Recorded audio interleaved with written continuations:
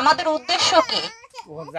কম খরচে বেশি উৎপাদন। এখানে যে আজকের এই মাঠ দিবস অনুষ্ঠানের মূল প্রতিপাদ্য বিষয় হচ্ছে যে এখানে আপনারা চাষ করে দেখেছেন যে ধান 102 এবং রড মিনিকেট এই দুই ধানের তুলনা করেছেন। এতক্ষণ আপনাদের এখানে আমাদের অতিথিরা সবাই হচ্ছে এই জিনিসটা আপনাদের বোঝানোর চেষ্টা করেছেন যে আমাদের কোন জাতটা ভালো।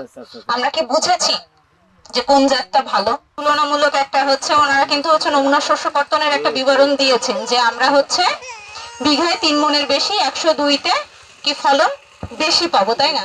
এরপরও মনে বিশ্বাস আসছে না আপনাদের, না হলে বলতেন যে না 102 ভালো। এখনো বিশ্বাস আসেনি যে হচ্ছে যে 102 ভালো, যতক্ষণ না নিজে করব।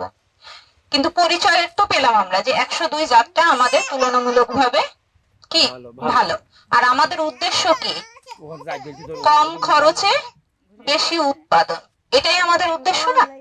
তাহলে এখানে যে অনেকগুলো প্রযুক্তির কথা হচ্ছে স্যারেরা বলেছেন না, যে লাইন লোগো পার্সিং মানে কাঠি পোতা যে জিনিসটা, তারপরে কি যে সারের ব্যবহার, গুটি ইউরিয়ার ব্যবহার, এগুলো কি প্রযুক্তি, তাই না? আমরা জানি যে নরমাল আপনারা যে হচ্ছে দানাদার সারটা আপনারা আমরা ইউরিয়ার উপরে বেশি জোর দিচ্ছি, কারণ ইউরিয়ার দামটা একটু বেশি। আর এই যে ইউরিয়া আমরা দানাদার যেটা ছিটাই, তাই না, যে হচ্ছে সারটা ছিটাচ্ছি, তার তুলনায় গুটি ইউরিয়া ব্যবহার করলে সার কম লাগে না বেশি লাগে? কম লাগে। কম লাগে। এখন সার যদি কম লাগে তাহলে কি খরচ কম হলো না বেশি হলো? কম হলো। খরচ কম হলো। তার উপর হচ্ছে গুটি ইউরিয়া আপনার জমিতে যতটুকু কাজে লাগে, যদি আমি দানাদার সারটা ছিটাই, এর কিন্তু বেশিরভাগই কি হয়? অপচয় হয় না? আমাদের উদ্দেশ্য কি?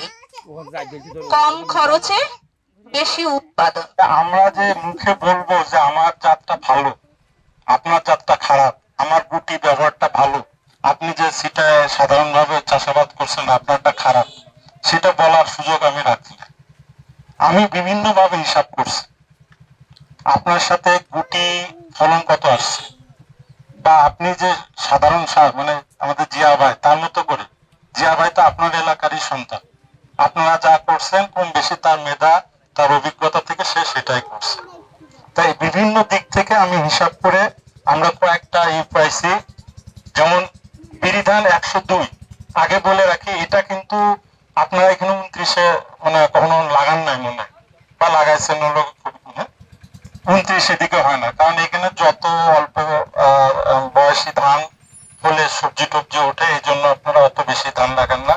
ওই হাওড় বা বাওড় এলাকা, ফরিদপুর বা ওইসব রিজনে কিন্তু সব 29 বলা চলে, যে যেসব মাঠে এক ফসলি জমি হতো ধান হতো সেখানে 29টা হতো। সেই 29-এর ফলন বাংলাদেশের যত উপসি ধান আছে, যত উপসি ধান আছে 29-এর ফলন সবচেয়ে বেশি ছিল।